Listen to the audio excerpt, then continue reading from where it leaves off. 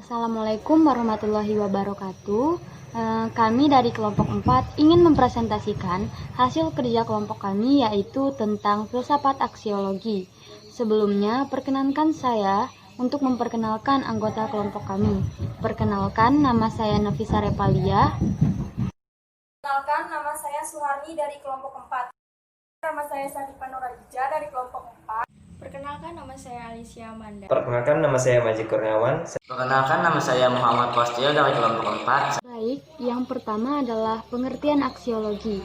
Aksiologi adalah salah satu cabang filsafat ilmu yang mempertanyakan bagaimana manusia menggunakan ilmunya. Jadi, yang ingin dicapai oleh aksiologi adalah hakikat dan manfaat yang terdapat dalam suatu pengetahuan. Selanjutnya, aksiologi ini terbagi ke dalam 3 bagian. Yang pertama adalah moral konduk atau tindakan moral yang menciptakan suatu disiplin khusus, yaitu etika. Yang kedua adalah aesthetic expression atau ekspresi keindahan yang memunculkan atau melahirkan suatu keindahan. Dan yang terakhir adalah socio-political life atau kehidupan sosial politik yang memunculkan atau melahirkan suatu filsafat sosiopolitik.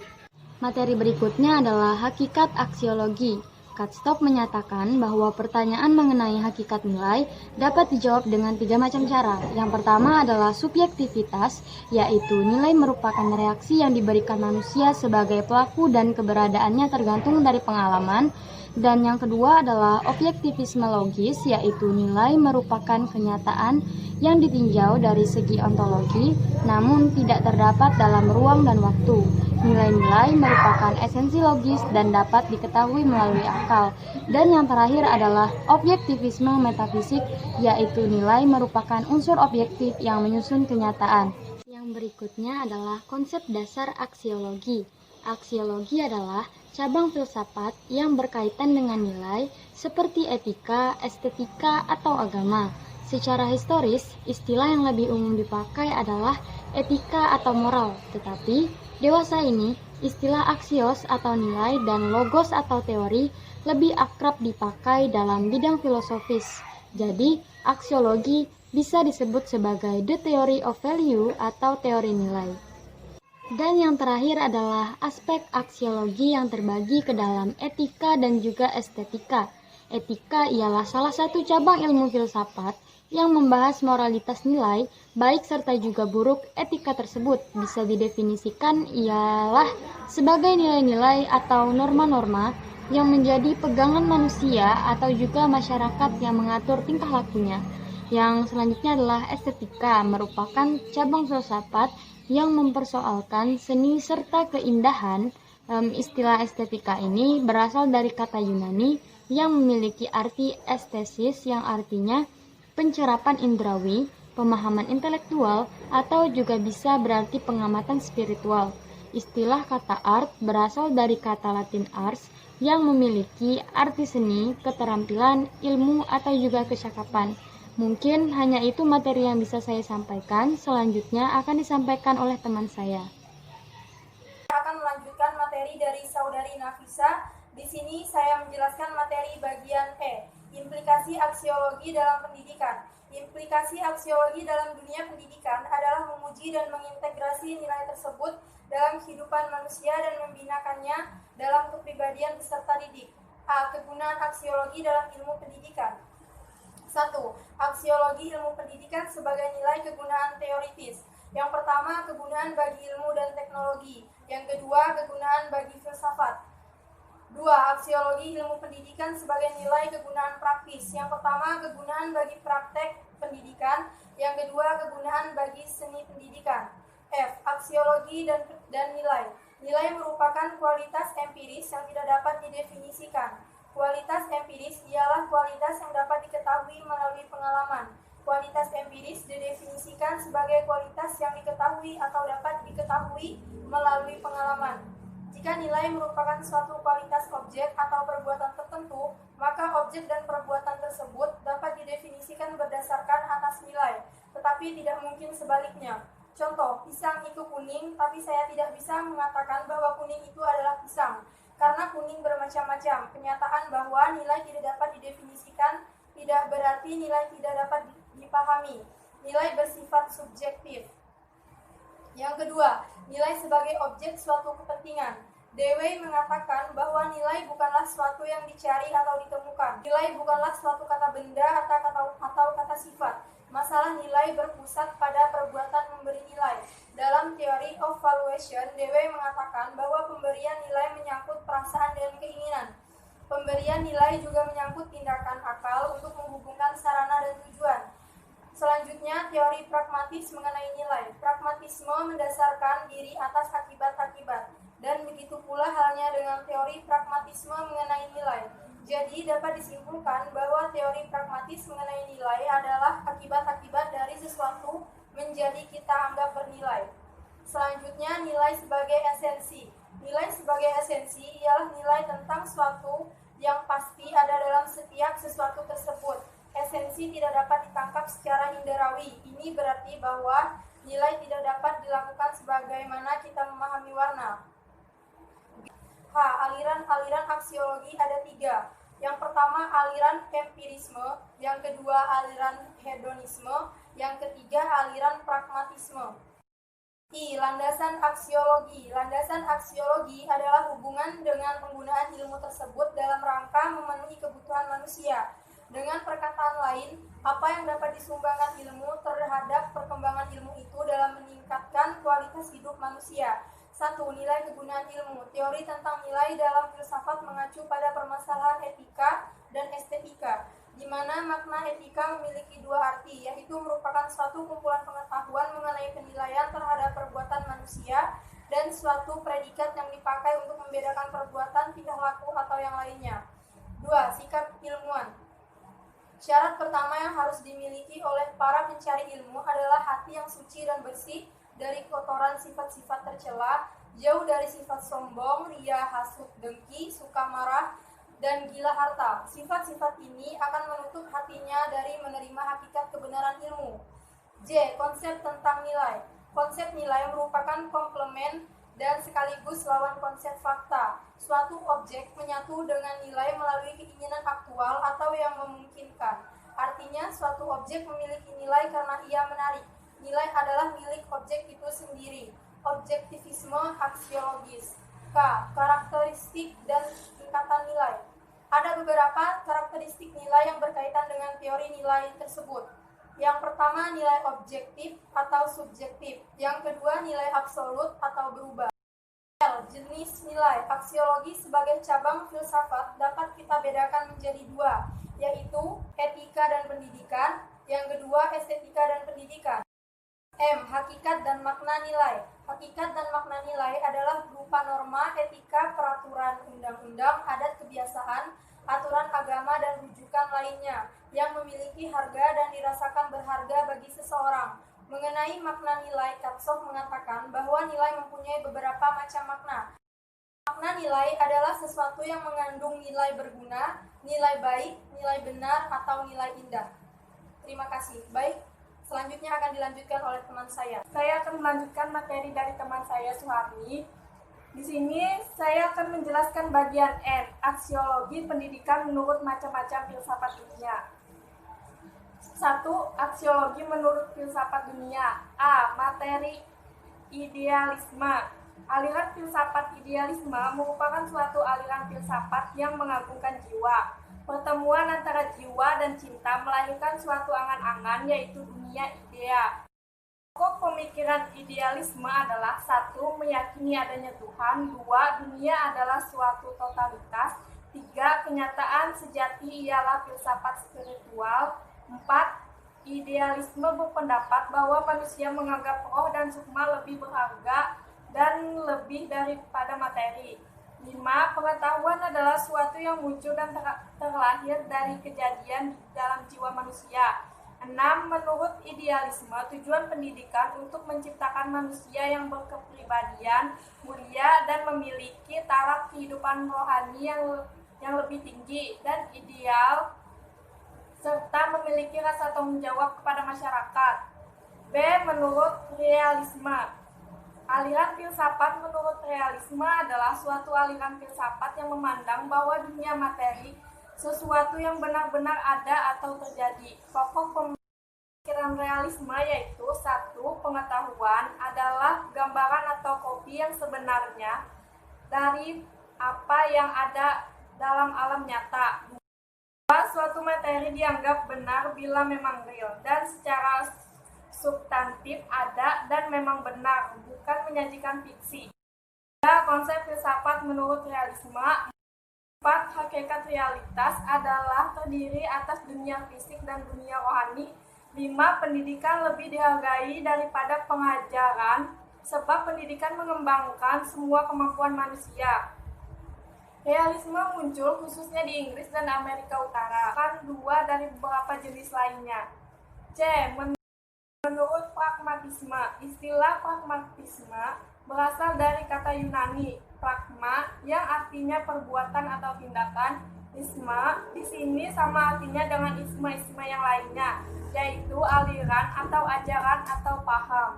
Dengan demikian, pragmatisme berarti ajaran yang menekankan bahwa pemikiran itu menuruti tindakan. Kriteria kebenarannya adalah faedah atau manfaat. Pragmatisme telah membawa perubahan yang besar terhadap budaya Amerika lewat abad ke-19 hingga kini. D. Menurut eksistensialisme. Eksistensialisme berasal dari kata eksistensi. Dari kata dasar exit, kata exit itu sendiri berasal dari bahasa ex, keluar, dan sister, berdiri.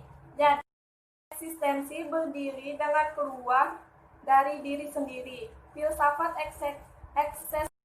eksistensi tidak sama persis dengan filsafat eksistensialisme.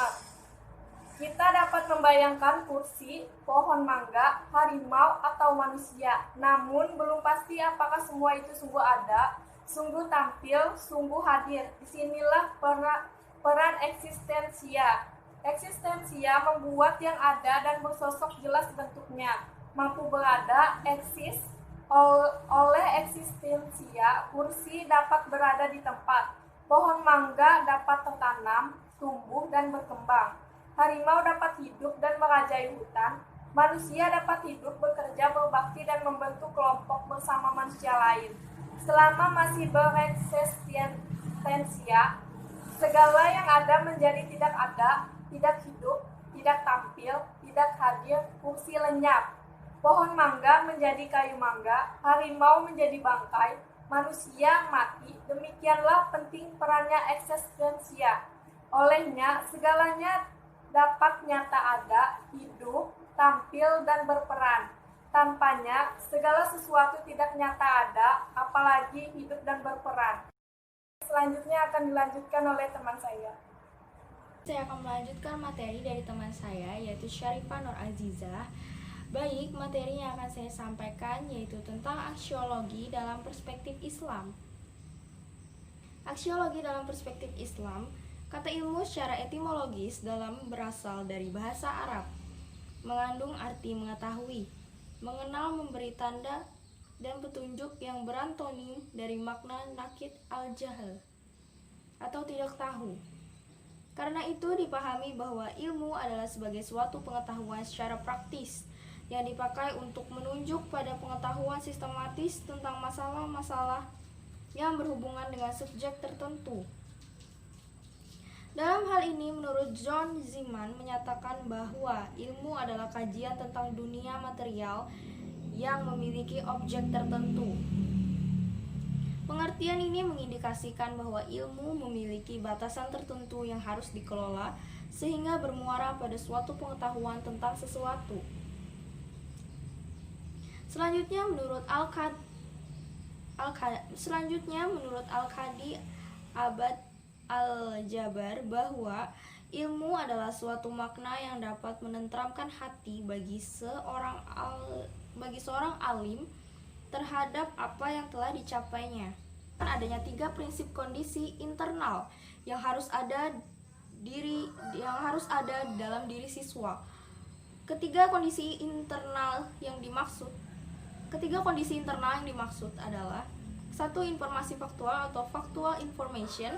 Yang kedua yaitu kemahiran intelektual atau intellectual skill. Dan yang ketiga yaitu strategi atau strategi.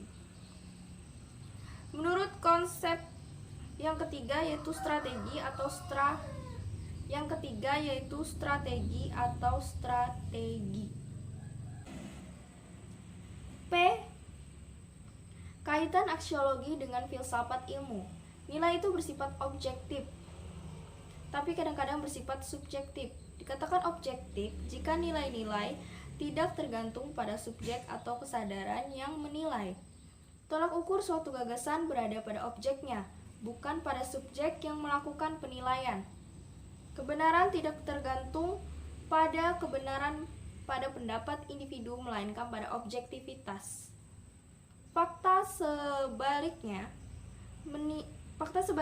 nilai menjadi subjektif apabila subjek berperan dalam memberi penilaian.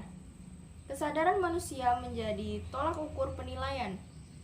Dengan demikian, nilai subjektif selalu memperhatikan berbagai pandangan yang dimiliki akal budi manusia, seperti perasaan yang akan mengasah kepada suka atau tidak suka, senang atau tidak senang.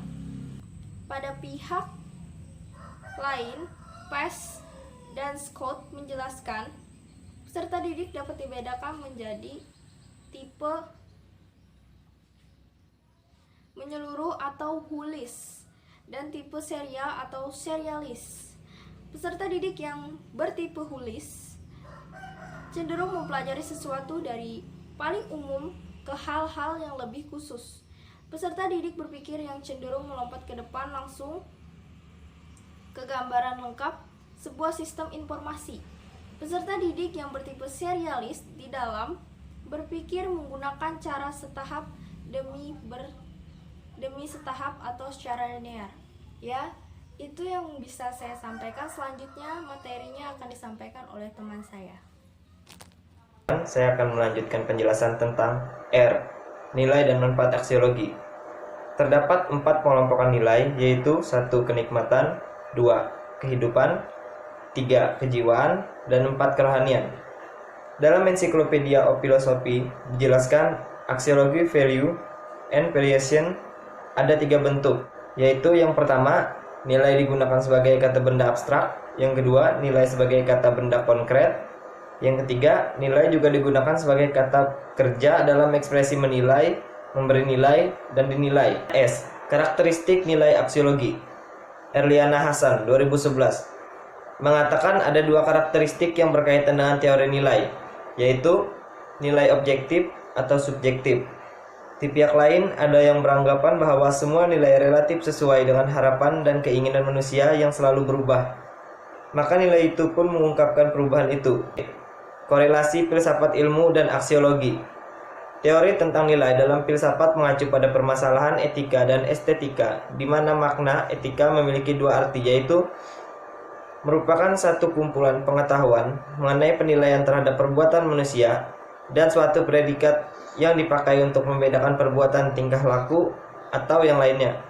Di samping itu, ilmu sering dikaitkan dengan faktor kemanusiaan, di mana bukan lagi teknologi yang berkembang seiring dengan perkembangan dan kebutuhan manusia. Namun, sebaliknya, manusialah yang akhirnya harus menyesuaikan diri dengan perkembangan ilmu pengetahuan dan teknologi yang selalu berkembang melampaui perkembangan budaya dan peradaban manusia. Hierarki dan aspek nilai.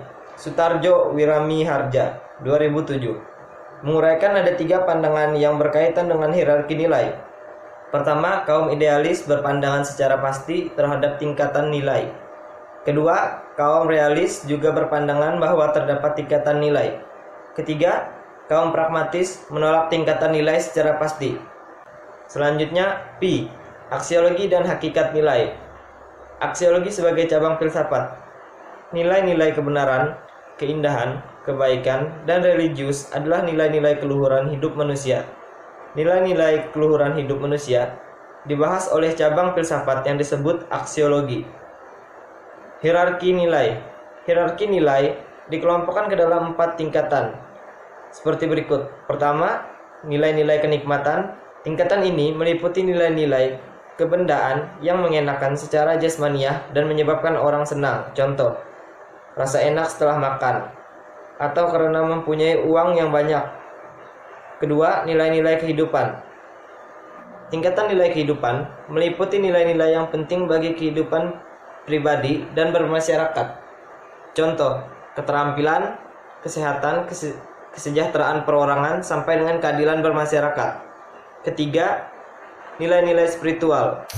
Tingkatan nilai spiritual meliputi macam-macam nilai kejiwaan yang sama sekali tidak tergantung pada keadaan jasmani. Nilai kejiwaan ini meliputi kebenaran, keindahan, dan kebaikan. Keempat, nilai-nilai kerohanian. Tingkatan nilai kerohanian meliputi modalitas nilai yang suci.